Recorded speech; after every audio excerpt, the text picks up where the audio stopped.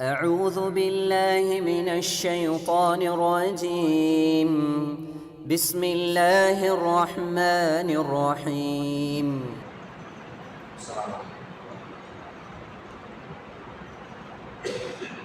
إن الحمد لله نحمده ونستعينه ونستغفره ونعوذ بالله من شرور أنفسنا ومن سيئات أعمالنا. من يهده الله فلا مضل له ومن يضلل فلا هادي له. وأشهد أن لا إله إلا الله وأشهد أن محمدا عبده ورسوله. يا أيها الناس اتقوا ربكم الذي خلقكم من نفس واحدة وخلق منها زوجها وبث منهما رجالا كثيرا ونساء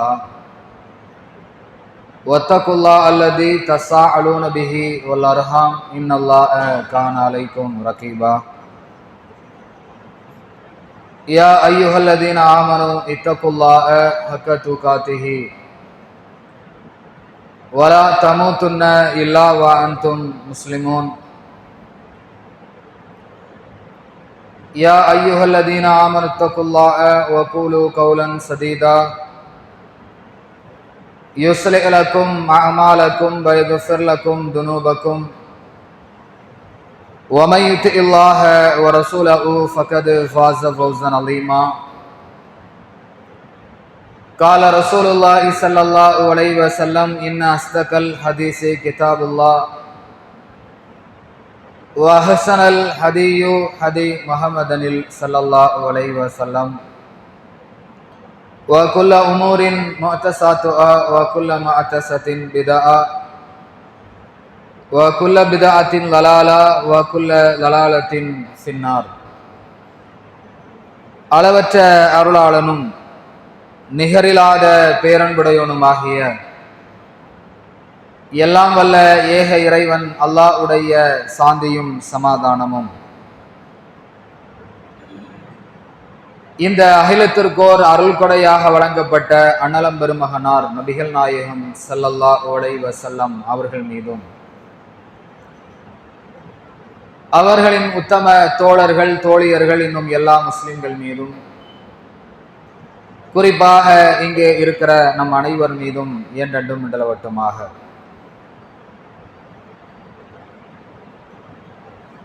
அல்லாஹ்வுடைய அளப்பெரும் கிருபையினால் இந்த ஜுமாவினுடைய வணக்க வழிபாட்டை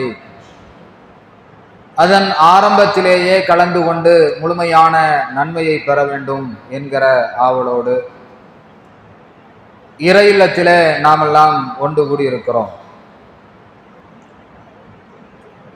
இந்த உலகத்தில் இறைவனால் நேர்வழி காட்டப்பட்டவர்களாக மறுமையிலே நிரந்தரமான சுவன வாழ்க்கையை அடைய வேண்டும் என்கிற உயரிய நோக்கத்தோடு இஸ்லாம் காட்டியிருக்கிற வாழ்க்கை நெறியை நம்முடைய வாழ்வியலாக நாமெல்லாம் ஏற்று இந்த உலகத்திலே முஸ்லிம்களாக நாம் வாழ்ந்து கொண்டிருக்கிறோம். அவ்வாறு முஸ்லிம்களாக வாழக்கூடிய நாம் ஒவ்வொருவருக்கும் இறைவன் திருமறை குர்ஆன் வழியாகவும் இறை தூதர் முஹம்மது நபி ஸல்லல்லாஹு அலைஹி வஸல்லம் அவர்கள் வழியாகவும் இந்த மார்க்கத்தை நமக்கு இறைவன் எடுத்து சொல்லி இருக்கிறான். யார் இந்த இஸ்லாமிய மார்க்கத்தை ஏற்று வாழ்கிறார்களோ அவர்கள் இறை நம்பிக்கை கொண்டவர்களாக அதன் மூலமாக இஸ்லாம் வழங்கி இருக்கிற ஒவ்வொரு வழிகாட்டுதலையும் கடைபிடிக்கக்கூடியவர்களாக இந்த உலகத்திலே வாழ்வதற்கு அவர்கள் கடமைப்பட்டிருக்கிறார்கள். இந்த இஸ்லாமிய மார்க்கத்தை அல்லாஹ் நமக்கு வழங்கி இருப்பது என்பது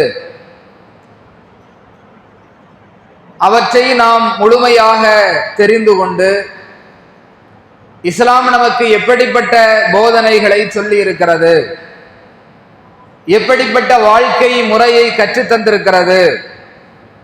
நாம் இந்த உலகத்திலே வாழுகிற காலத்தில் நாம் மரணம் அடைவது வரைக்கும் எந்த நிலையில் இந்த உலகத்திலே நாம் வாழ வேண்டும், செயல்பட வேண்டும், வணக்க வழிபாடுகளை செய்ய வேண்டும் என்று எல்லாவற்றையும் முழுமையாக இறைவன் நமக்கு வகுத்து அளித்திருக்கிறான். இறைவன் திருமறை குர்ஆனில் சொல்லும் பொழுது, அல் யௌம அக்மல்து லக்கும் தீனுக்கும், இன்றைய தினம் உங்களுக்கு இந்த மார்க்கத்தை நாம் முழுமைப்படுத்தி இருக்கிறோம். வரலீத்து லக்குமுல் இஸ்லாம தீனன், இந்த இஸ்லாம் என்கிற மார்க்கத்தை உங்களுடைய வாழ்க்கை நெறியாக நாம் ஏற்றிருக்கிறோம் என்கிற திருமறை குர்ஆன் வசனத்திலிருந்து இந்த இஸ்லாம் என்கிற மார்க்கம் நமக்கு முழுமைப்படுத்தப்பட்டிருக்கிறது, முழுமையாக இறைவனால் வழங்கப்பட்டிருக்கிறது. நபியவர்கள் சொல்கிறார்கள், உங்களை நான் தூய்மையான ஒரு மார்க்கத்திலே விட்டு செல்கிறேன். அந்த மார்க்கம் எப்படிப்பட்டது என்றால் அதனுடைய இரவு கூட பகல் போன்றது. ரசூலுல்லாஹ் உவமையாக சொல்கிறார்கள், இந்த மார்க்கம் அவ்வளவு தெளிவான ஒரு நிலையில் என்னால் உங்களிடத்திலே கொண்டு வரப்பட்டிருக்கிறது. இந்த மார்க்கத்தில் எந்த விதமான சந்தேகமும் கிடையாது. இப்படி முழுமைப்படுத்தப்பட்ட ஒரு மார்க்கமாக நமக்கு வழங்கப்பட்டிருக்கிற இந்த இஸ்லாத்தை நாம் வாழ்வியலாக ஏற்று நடக்கிற இந்த காலகட்டத்தில் தான் நாம் இந்த மார்க்கத்தை முழுமையாக படித்திருக்கிறோமா, இந்த மார்க்கத்தை நாம கற்றுதான் நம்முடைய வாழ்வில் இதனை கடைபிடித்துக் கொண்டிருக்கிறோமா என்கிற ஒரு கேள்வி நமக்கு மத்தியிலே நாமே கேட்டுக்கொள்வதற்கு மிக முக்கியமான ஒரு கேள்வி. ஏனென்றால் இந்த உலகத்தில் யார் எப்படி செயல்பட வேண்டுமென்றாலும் அவர்கள் ஒரு காரியத்தை அறிந்துதான் அதன் அடிப்படையில் செயல்பட வேண்டும். எந்த சித்தாந்தத்தை கடைபிடிக்கக்கூடியவர்களாக இருந்தாலும், எந்த கொள்கைகளை வகுத்து செயல்படக்கூடியவர்களாக இருந்தாலும் அந்த கொள்கையை அவர்கள் முதலிலே ஆழமாக தெரிந்து கொள்ள வேண்டும். அந்த சித்தாந்தத்தை படிக்க வேண்டும். அப்படி படித்து தெரிந்து கொண்டுதான் அதனை அவர்கள் செயல்படுத்தும் பொழுதுதான் அந்த கொள்கையிலே அவர்கள் பிடிப்புடையவராக இருக்க முடியும். அந்த சித்தாந்தத்திலே நம்பிக்கை உடையவர்களாக, பிடிப்புடையவர்களாக செயல்பட முடியும். இப்ப எந்த ஒரு கொள்கையை ஏற்றுக்கொள்ளக்கூடியவர்களும் அதை அறியாமல் அதை கடைபிடிப்பார்கள் என்றால் அவர்களால் முழுமையாக அதை கடைபிடிக்கவும் முடியாது. அதனால் ஏற்படுகிற நன்மையையும் அவர்கள் முழுமையாக பெற்றுக்கொள்ள முடியாது. வெறுமனே ஒரு பொதி சுமக்கிற ஒரு கழுதையை போன்றுதான் அவர்களுடைய நிலை இருக்குமே தவிர அவர்களுக்கு வழங்கப்பட்டிருக்கிற அந்த சித்தாந்தத்தை, அவர்களுக்கு வழங்கப்பட்டிருக்கிற இந்த கல்வி ஞானத்தை அவர்கள் உள்வாங்கினால்தான், அதனை படித்து உணர்ந்தால்தான் அவங்க என்ன செய்ய முடியும், அதன் மூலமாக பயன் பெற முடியும், அவற்றிலே இருக்கிற நன்மையை அடைந்து கொள்ள முடியும். அப்போ இந்த இஸ்லாத்தை கடைபிடிக்கக்கூடிய நாம முதலில் இந்த மார்க்கத்தை நாம் தெரிந்து கொள்ள வேண்டும், நாம படிக்க வேண்டும், மார்க்கத்தை நாம் முதலில் கற்க வேண்டும். இன்னைக்கு முஸ்லிம்களுடைய நிலைகளை எல்லாம் எடுத்து பாருங்கள். இஸ்லாத்தை கடைபிடிக்கிறோம், நம்மை நாம் முஸ்லிமாக அடையாளப்படுத்திக் கொள்கிறோம். ஆனால் இஸ்லாத்தை அறிந்து கொள்கிறோமா, இஸ்லாத்தை கற்கிறோமா? ஏன் இந்த இஸ்லாத்தை கற்க வேண்டும் என்கிற இந்த காரியத்தை முதலாவது நாம் செய்ய வேண்டும் என்று சொல்கிறோம் என்றால் அல்லாஹ் அப்படித்தான் நமக்கு சொல்லித் தருகிறான். நீங்கள் இஸ்லாத்தை முதலே படிக்க வேண்டும். இது நியாயமான ஒரு பார்வை, இந்த உலகத்திலே இருக்கிற நியாயமான ஒரு பார்வை. ஒன்றை நாம் தெரிந்து கொண்டால்தான் அதனுடைய அருமை நமக்கு புரியும். ஒன்றை நாம தெரிந்து கொண்டால்தானே அதன் அடிப்படையில் சரியாக நடக்க முடியும். நாம ஒரு சித்தாந்தத்தை ஏற்றிருக்கிறோம், ஒரு கொள்கையை ஏற்றிருக்கிறோம், அதை ஏன் நாம படித்து பார்க்காமல், சட்டதிட்டங்களை தெரிந்து கொள்ளாமல் நாம வெறும் அடையாளங்களோடு இருந்தால் அதனால் என்ன பலன் கிடைக்க போகிறது என்பதை நாம நம்முடைய உள்ளத்திலே சிந்தித்து பார்க்க வேண்டும். அல்லாஹ் திருமறை குர்ஆனில் பல இடங்களிலேயும் மார்க்க கல்வி, உலக கல்வி, இப்படி இந்த கல்விகளை பற்றி நமக்கு வலியுறுத்தி சொல்கிறான். ஏன் அப்படி வலியுறுத்தி சொல்றான்? மார்க்கத்தை பற்றி நமக்கு படிக்க சொல்கிறான். உலகத்திலே இருக்கிற அறிவுகளை எல்லாம் பற்றி அல்லாஹ் பேசுகிறான். இவற்றையெல்லாம் நீங்க சிந்திக்க வேண்டாமா என்று கேட்கிறான். படைப்பை குறித்து நீங்கள் சிந்திக்க வேண்டாமா?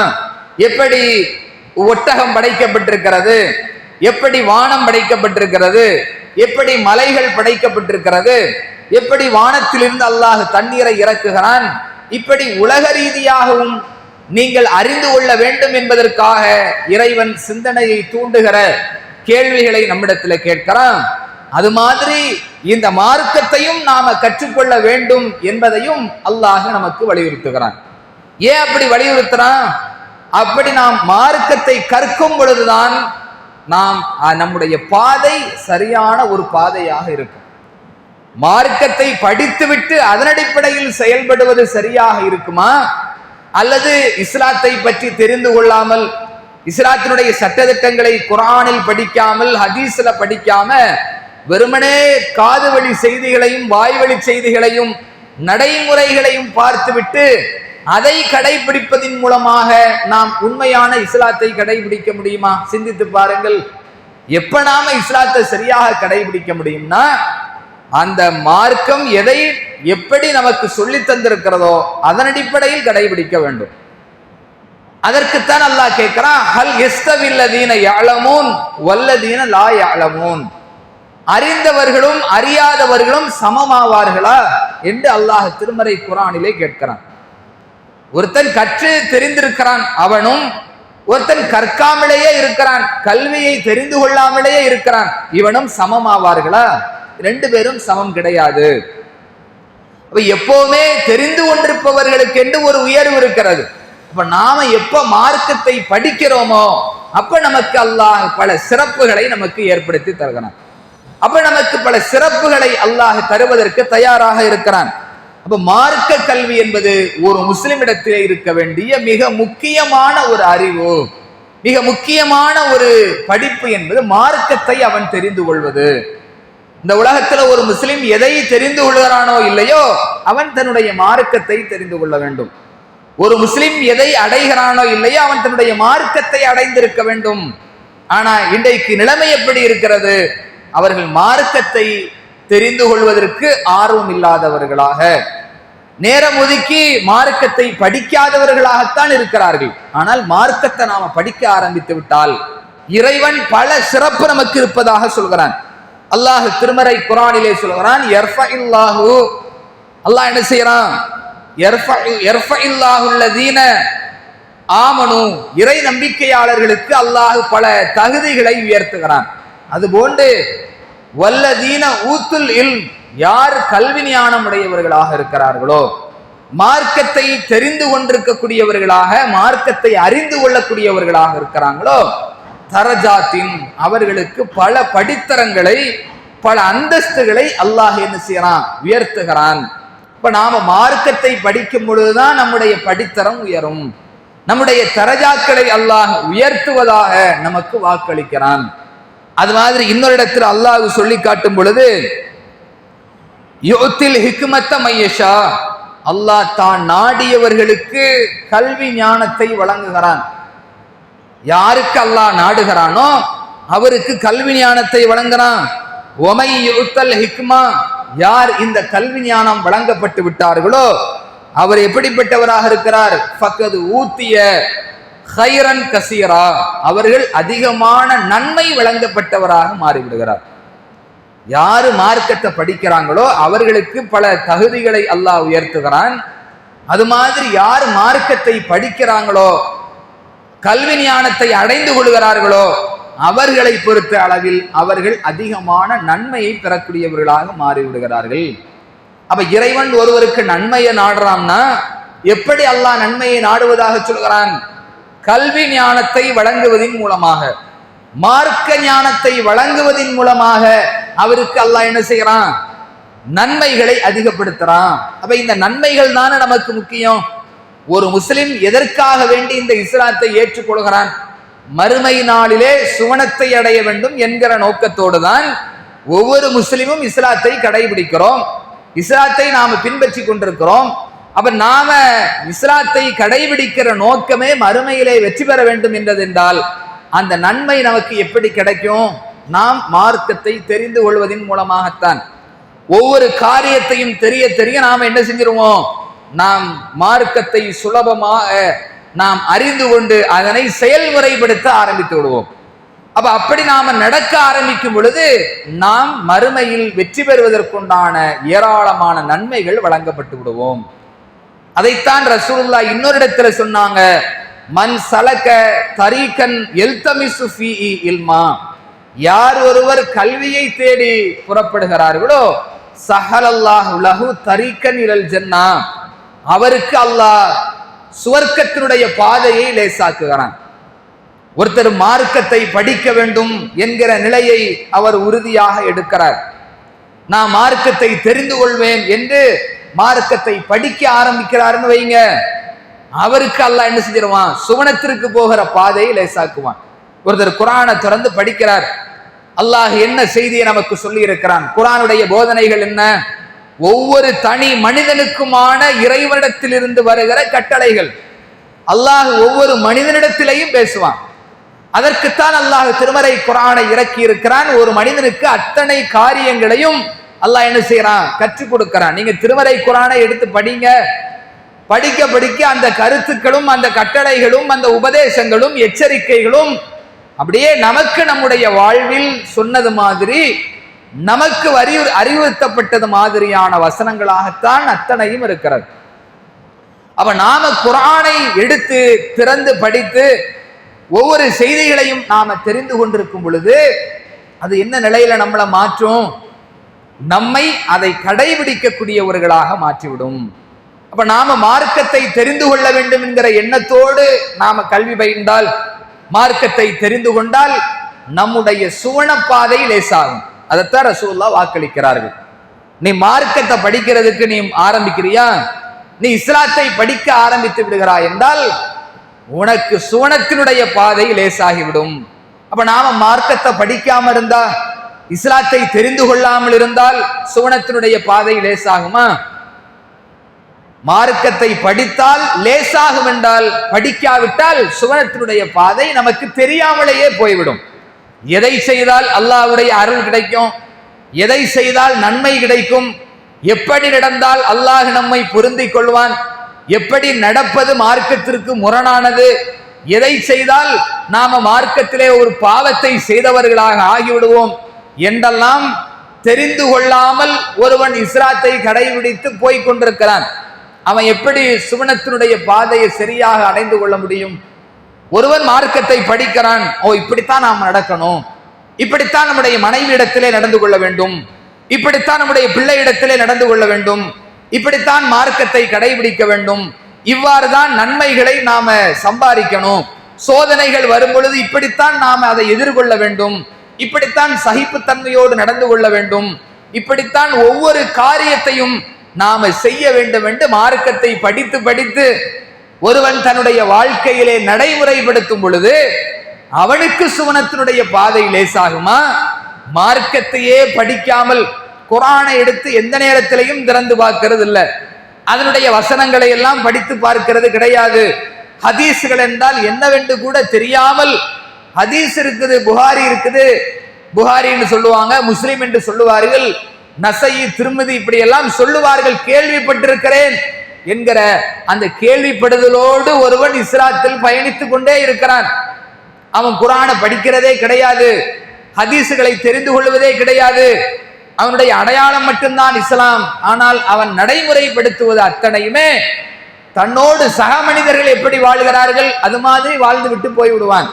சக மனிதர்கள் ஒரு பிரச்சனையில எப்படி அந்த பிரச்சனையை கையாளுவார்கள் அதை பார்ப்பான், அதே மாதிரி கையாண்டு விட்டு போய்விடுவான்.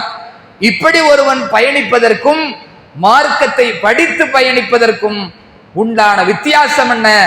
மார்க்கத்தை படித்து பயணித்தால் சுவனத்தினுடைய பாதையை அவன் எளிமையாக பெற்றுக்கொள்வான். இப்படித்தான் போகணும், அல்லாஹ் இப்படி போனாதான் சுவர்க்கத்தை தருவான் அப்படிங்கிறதை அறிந்து கொள்வானா இல்லையா?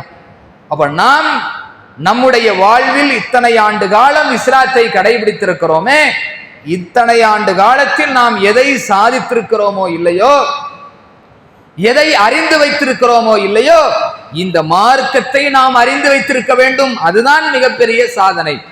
அதுதான் நாம் படைக்கப்பட்டதனுடைய நோக்கம். நபிகள் நாயகம் ஸல்லல்லாஹு அலைஹி வஸல்லம் அவர்கள் ஒரு அழகான உதாரணத்தை நமக்கு சொல்லி தந்தார்கள். எப்படிப்பட்ட உதாரணம்? அல்லாஹ்வுடைய தூதர் சொல்கிறார்கள், மசலுமா பாசனி அல்லாஹ், அல்லாஹ் என்னை இந்த தூய்மையான மார்க்கத்தோடு என்னை அனுப்பி இருக்கிறான, இப்படி அனுப்பியதற்கு உண்டான உதாரணம் எப்படிப்பட்டது என்றால், கைசில் கசீர் அசாப அருளன், இந்த பூமியிலே வந்தடைகிற ஒரு பெரு மழையை போன்றது. ரசூலுல்லாஹ் அவ்வளவு சிறப்பாக நமக்கு ஒரு உதாரணத்தை சொல்லி தந்து விளக்குகிறார்கள். அல்லாஹ் என்னை இந்த மார்க்கத்தோடு அனுப்பி இருக்கிறான், இதற்கு உதாரணம் எப்படிப்பட்டது என்றால், இந்த பூமியிலே பொழிகிற ஒரு பெரும் மழைக்கு உதாரணமானது. அந்த பெருமழை இந்த பூமியிலே பெய்யும் பொழுது ஒரு வகையான நிலம் இருக்கிறது. அந்த நிலம் எப்படிப்பட்டது என்றால், இந்த பெருமழை பொழிந்தவுடனே அந்த மழையை பெற்றுக்கொண்டு அப்படியே பூண்டுகளை எல்லாம் முளைவிக்க செய்கிறது, தானியங்களை எல்லாம் முளைவிக்க செய்கிறது. அப்படி இந்த பூமியில இருந்து எல்லாவற்றையும் முளைவிக்க செய்கிறது. அதன் மூலமாக எல்லோரும் பயனடைகிறார்கள். இப்படி ஒரு நிலம் இருக்கிறது. இது நல்ல ஒரு நிலம். மழை பொழியுது, அதன் மூலமாக மழையை ஏற்றுக்கொண்டு உடனே விளைச்சல்களை வெளிப்படுத்தி விடுகிறது.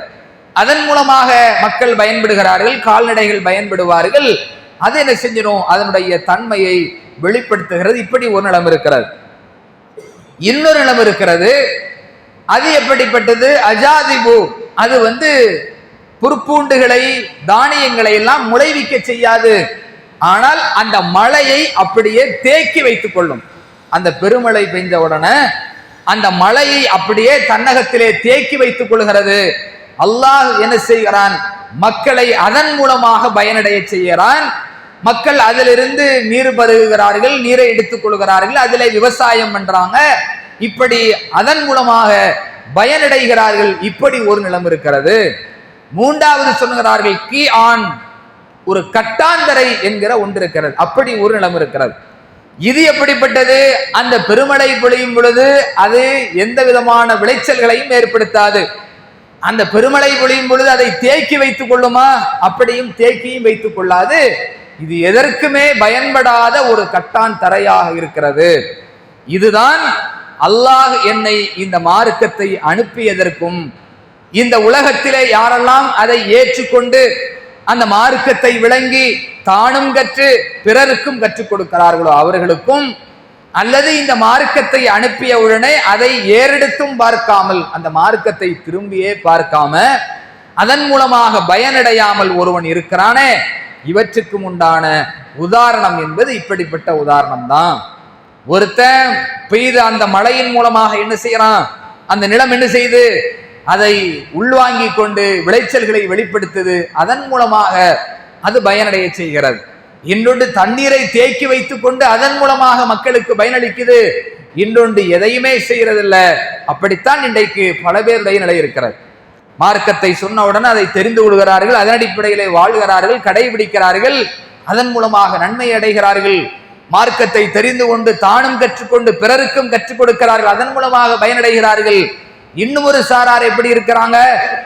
அந்த மார்க்கத்தை கொண்டு வந்த இந்த மார்க்கத்தை திரும்பி கூட பார்க்கிறது இல்லை, அதை படிக்கிறது கிடையாது, அதன் மூலமாக பயனடைவதும் கிடையாது. அப்ப இப்படிப்பட்ட நிலைதான் அல்லாஹ் என்னை இந்த மார்க்கத்திலே அனுப்பி இருப்பதற்கும் அதை ஏற்றுக்கொண்டு நடப்பவர்களுக்கும் உண்டான உதாரணம் என்று சொன்னார்கள். அப்ப அதை நாம கவனத்தில் கொள்ளணும். நாம எப்படிப்பட்ட நிலையில் இருக்கிறோம்? ரசூலுல்லாஹ் கொண்டு வந்திருக்கிற இந்த தூய்மையான இந்த மார்க்கத்தை நாம ஏற்றிருக்கிறோம். அதில் நமக்கு எந்த மாற்று கருத்தும் இல்லை. ஏற்றதுனால தான் நாம இன்னைக்கு இஸ்லாத்திலே இருக்கிறோம். ஏற்றிருக்கிற நாம அதை படிக்கிறோமா? அதை கற்றுக்கொள்கிறோமா? கற்றுக்கொண்டு நம்முடைய வாழ்வில் கடைபிடிக்கிறோமா? நாம் அதை பிறருக்கு கற்றுக் கொடுக்கிறோமா என்றால் அப்படியெல்லாம் கற்றுக் கொடுக்காதவர்களாகத்தான் நம்முடைய வாழ்வு போய் கொண்டிருக்கிறது. அப்படி போகக்கூடாது. மார்க்கத்தை படிக்க வேண்டும். அதுதான் நமக்கு நம்முடைய மரணத்திற்கு பிறகும் நமக்கு பலனளிக்கக்கூடியது.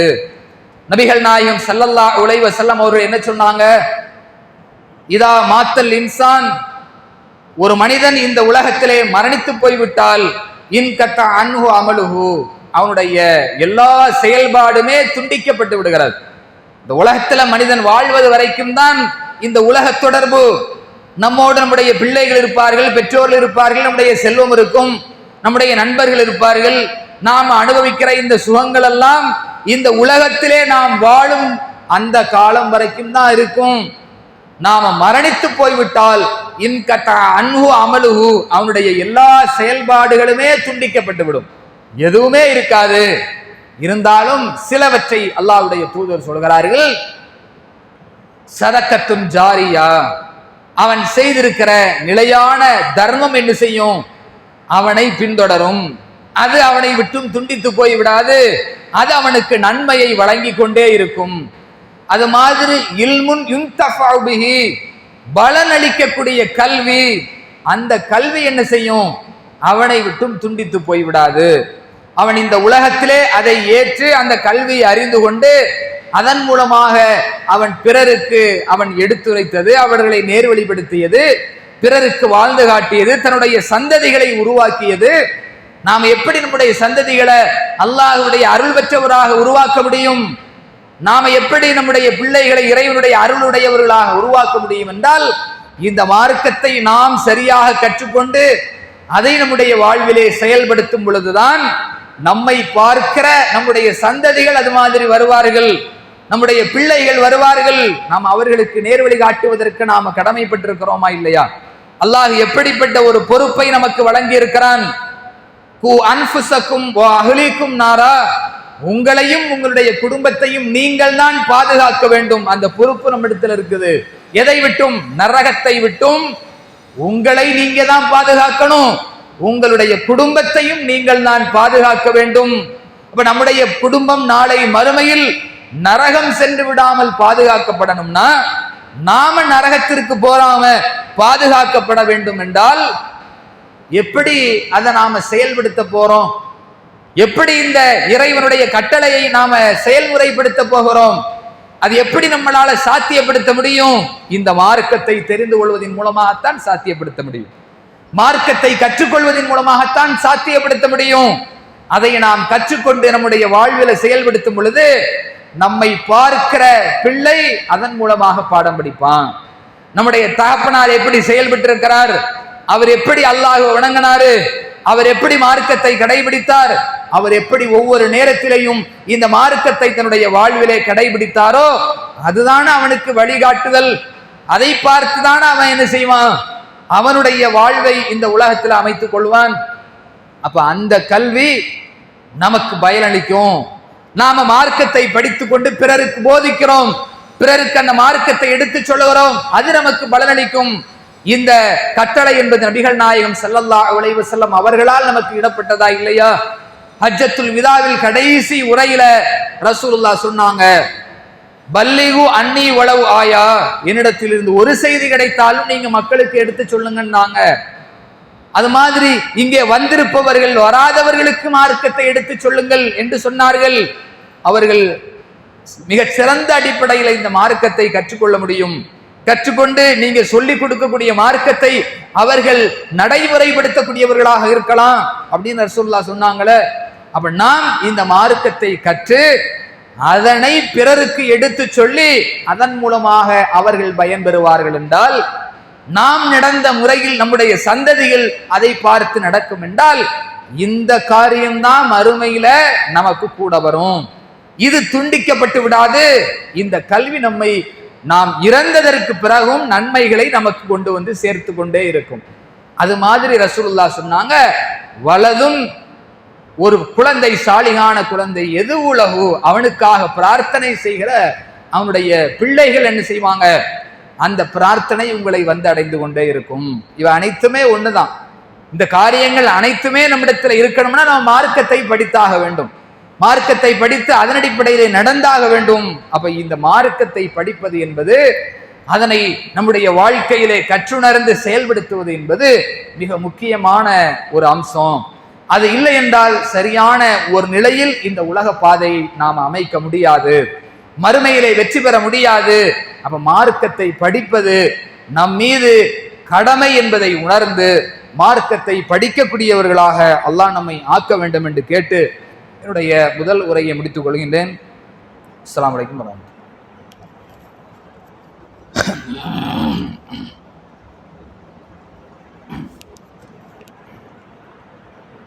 அல்ஹம்துலில்லாஹி ரப்பில் ஆலமீன். எல்லாம் வல்ல அல்லாஹ்வுடைய நல்லடியார்களே, அல்லாஹ்வுடைய பேரருளால் நாமெல்லாம் இந்த மார்க்கத்தை நம்முடைய வாழ்விலே ஏற்று நடக்கக்கூடியவர்களாக இருந்து கொண்டிருக்கிறோம். அவ்வாறு வாழக்கூடிய நாம் இறை மார்க்கத்தை சரியாக நாம் புரிந்து கொள்ள வேண்டும். இந்த மார்க்கம் நம்மை கற்றுக்கொள்வதை ஆர்வமூட்டுகிறது. அதிலேயும் இந்த மார்க்கத்தினுடைய அடிப்படைகளை சரியாக கற்றுக்கொள்ள வேண்டும் என்கிற கட்டளை இறைவனால் நமக்கு சொல்லப்பட்டிருக்கிறது. அல்லாஹ் திருமறை குர்ஆனிலே சொல்லி காட்டுகின்றான், ஃபஅலம், நீங்கள் முதலிலே அறிந்து கொள்ளுங்கள், அன்னஹு லா இலாஹ இல்லல்லாஹ், வணங்குவதற்கு தகுதியானவன் அல்லாஹுவை தவிர வேறு யாரும் இல்லை என்பதை முதலில் நீங்கள் அறிந்து கொள்ளுங்கள் என்று அல்லாஹ் திருமறை குர்ஆனிலே சொல்கிறார். ஒரு முஸ்லிம் அறிந்து கொள்ள வேண்டிய மிக முக்கியமான ஒரு கல்வி என்ன?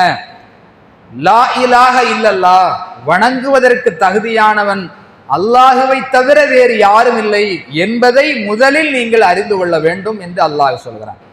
ஆனா இன்னைக்கு இந்த லா இலாஹ இல்லல்லாஹ் என்கிற இந்த மார்க்கத்தினுடைய அடிப்படையை கூட சரியாக புரிந்து கொள்ளாமத்தான் இன்றைக்கு பல முஸ்லிம்களுடைய வாழ்வு இருக்கிறது. இந்த கொள்கைக்கு மாற்றமாகத்தான் இதனுடைய செயல்பாடுகளை அமைக்கிறார்கள்.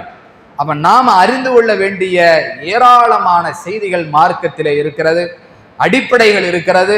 அவற்றையெல்லாம் அறிந்து கொண்டு நம்முடைய வாழ்வை நாம் இஸ்லாம் காட்டிய அடிப்படையில் அமைக்க வேண்டும். அப்படி அமைக்கும் பொழுதுதான் நாம் இறையச்சமுடையவர்களாக கூட நாம் மாற முடியும். இறையச்சம் எங்கிருந்து நமக்கு வரும்? அல்லாஹ் திருமறை குர்ஆன்ல சொல்றான், யார் அல்லாஹுவை அஞ்சுவார்கள் என்பதை பற்றி சொல்லும் பொழுது, இறைவனை யார் அஞ்சுவார்கள்? அந்த யார் மார்க்கத்தை தெரிந்திருக்கிறார்களோ, இன்னமா யஹ்ஷல்லாஹு மின் இபாதிஹி அல் உலமா, அல்லாஹுவை அஞ்சுவது யார் என்றால் யார் மார்க்கத்தை கற்றிருக்கிறார்களோ, கல்வி உடையவர்களாக இருக்கிறார்களோ அவர்கள்தான் இறைவனை அஞ்சுவார்கள் என்பதை இறைவன் திருமறை குர்ஆனில் தெளிவாக எடுத்துரைக்கிறான். அப்ப நமக்கு எல்லாவற்றிற்குமான அடிப்படை, நாம் நன்மை செய்யக்கூடியவர்களாக இருக்க வேண்டும், தீமையிலிருந்து விலக வேண்டும், அல்லாஹுவை நேசிக்க வேண்டும், அல்லாஹ்விற்காக வேண்டி பாடுபட வேண்டும், அல்லாஹ்விற்காக வேண்டி நம்முடைய உலக வாழ்க்கையை தியாகம் செய்ய வேண்டும். இப்படி எந்த ஒரு நன்மையை செய்ய வேண்டும் என்றாலும் அதற்கு அடிப்படை இந்த மார்க்கத்தினுடைய அறிவுதான். அந்த மார்க்கத்தினுடைய அறிவை பெற்றால்தான் மற்ற எல்லா காரியங்களையும் நம்மால செய்ய முடியும். எனவே நாமும் இந்த மார்க்கத்தை தூய்மையான அடிப்படையிலே கற்று நம்முடைய சந்ததிகளுக்கும் இந்த மார்க்கத்தை கொண்டு போய் சேர்க்கக்கூடியவர்களாக, அப்படிப்பட்ட ஒரு சிறந்த மனிதர்களாக நாம் மாற வேண்டும். நபிகள் நாயகம் ஸல்லல்லாஹு அலைஹி வஸல்லம் அவர்கள் சொன்னார்கள், ஹைருக்கும் மன் தஅல்லமல் குர்ஆன வ அல்லமஹு, யார் உங்களிலே சிறந்தவர்கள் என்றால் காசு பணயம் அதிகமாக வச்சிருக்கிறவங்க கிடையாது, அழகுடையவர்கள் கிடையாது, அதிகாரமுடையவர்கள் கிடையாது, இந்த உலகத்தினுடைய நன்மைகளை பெற்றவர்கள் கிடையாது. யார் குர்ஆனை படித்திருக்கிறார்களோ, அந்த குர்ஆனை தானும் படித்துவிட்டு பிறருக்கும் எடுத்து சொல்கிறார்களோ அவர்கள்தான் உங்களிலே சிறந்தவர்கள் என்று நபிகள் நாயகம் போதித்த போதனையை உணர்ந்து நம்முடைய வாழ்வில் மார்க்கத்தை அதிகம் படித்து உணர்ந்து செயல்படுகிற நன்மக்களாக மாற வேண்டும். ஒரே ஒரு அறிவிப்பு, நாளைய தினம் நம்முடைய கிளையின் சார்பாக பெண்களுக்கான தர்பியா வகுப்பு ஏற்பாடு செய்யப்பட்டிருக்கிறது.